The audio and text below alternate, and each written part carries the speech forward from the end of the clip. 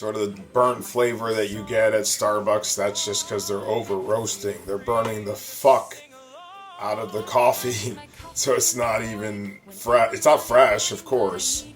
A lot of this stuff is just sitting in K-Cups, the same thing. It's sitting in sitting in a warehouse for months till they ship it. And the convenience of taking a little K-Cup and putting it in there. You're not getting fresh coffee, and you never will. Unless you use like the inserts that you make it yourself and take some grounds from us and put it in there. That's why we don't have K-Cups. We have pods, but we don't have K-Cups. And most of the people that are baristas, they know nothing about coffee. They know how to just brew it, and then here you go, and then here's all the sugar that they pump in it. How many pumps of this?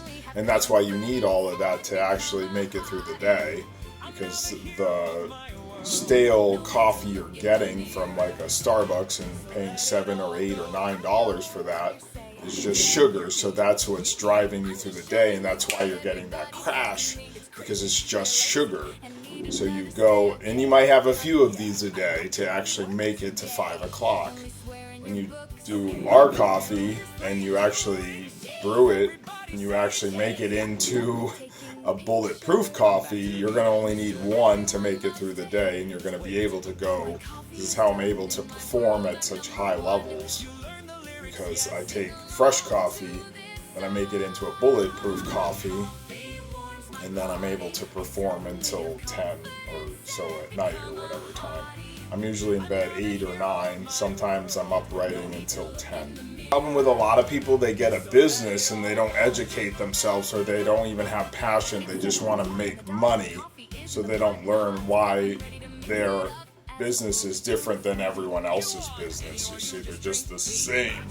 But if you're shipping fresh coffee, you get passionate about it and you drink it yourself.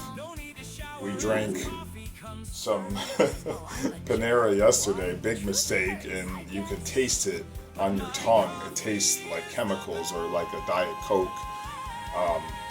So then when we pair that with the next day brewing something that's fresh, you're going to tell the difference. So once you go fresh, you're not going to want to go back to any corporate bullshit coffee. A lot of the time you're in love with a logo. The logo draws you in. Starbucks is a mermaid. It's a siren.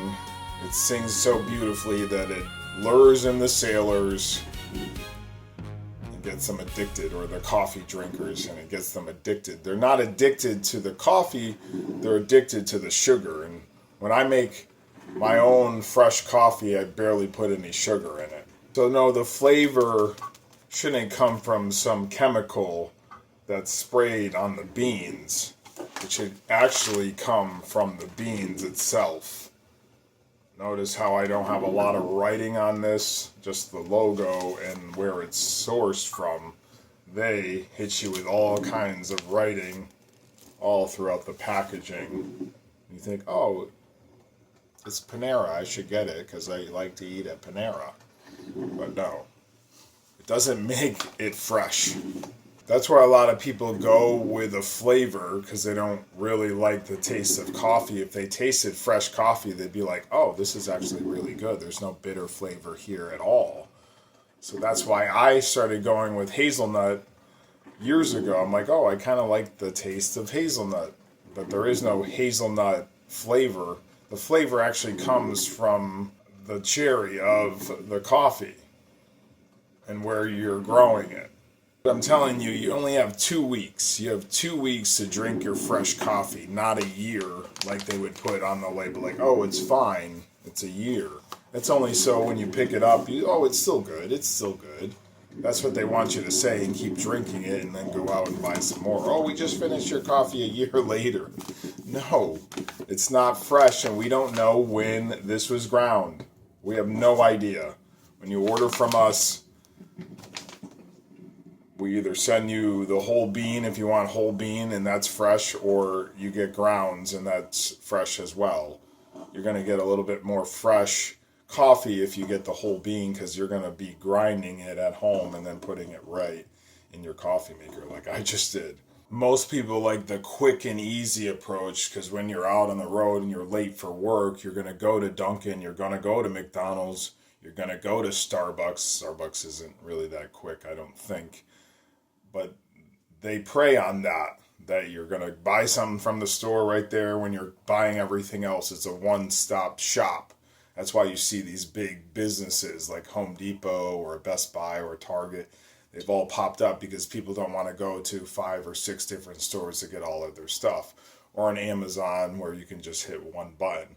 And we have our own website, mollydogcoffee.com, and free shipping. So once you hit that button, we ship it right to you, and it's going to take a few days. How I make the bulletproof coffee is I take this Magic Bullet, I put a little cream in, not much. I take a little coconut oil. I've been taking a little honey. This is just Trader Joe's. A little honey. So I put it all in there, and then I grab my coffee.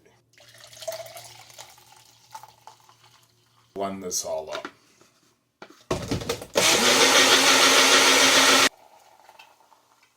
The froth, I think, in there. Maybe. There a little bit. This is why I barely put any sugar in. You could drink this black if you wanted to. I put a little bit of honey in there, and I haven't even used the sugar, like it says cane sugar. We don't even know. We don't know if the maple syrup from Trader Joe's is even fresh or whatever. Everyone can just say what they want to say about any product you buy in the store. 100% juice, 100% this, 100% that. We don't fucking know. And most people don't even read the labels if it has all this shit in it. They don't even have to put all the stuff that's actually in said product. Just like, but if you see 50 things, most likely there's chemicals in that. There's no, doesn't tell us here what's in that. We just tell you where our coffee is actually grown from. We're going to taste our own coffee. So much better. Not going to get that synthetic taste that you're going to get from any of the hazelnut or anything like that. That's what I've always gotten my whole life, is that synthetic taste. Like they're trying to give you that flavor by taking the same beans that would be a vanilla bean or whatever. It's all the same bean grown in the same area. They can't tell you even where it's grown. Best if used by next year. Coffee has about a 2-week window to drink, not a year. And we'll even tell you where we grow. Natural flavors, no. But never tell me exactly where you're grown, right? Ever drink something or taste something and you have to eat something else or drink something else to get that taste out of your mouth? Well, I had that coffee yesterday and I look like shit today. All right, let's check out this Panera.